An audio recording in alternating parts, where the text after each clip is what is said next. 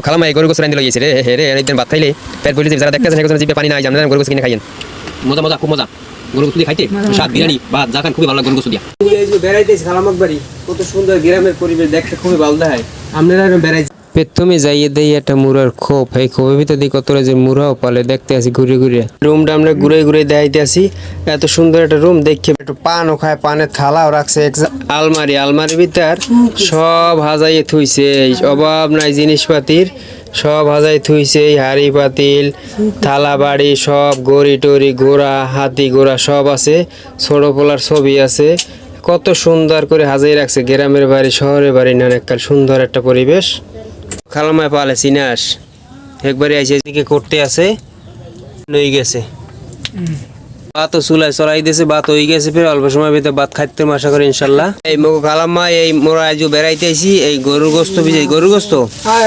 এই গরুর গোস্ত ভিজাইছে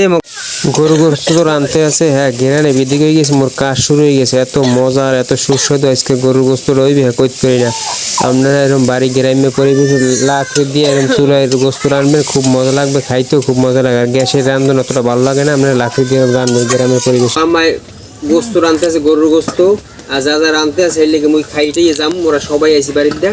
আপনারা বেড়াই যাবেন বেড়াইতে গেলে ভালো লাগে আত্মীয় সম্পর্ক থাকলে বেশি ভালো লাগে বেশি সম্পর্ক ভালো হয় এই মুখ খালাম্মায় মুখ বাদ দিয়েছে এখন সাদা এখন প্লেটে সাদা বাদ দিয়েছে আহা আরে খাইয়ে যে মজা হবে না এই ভাত মাখতে আসি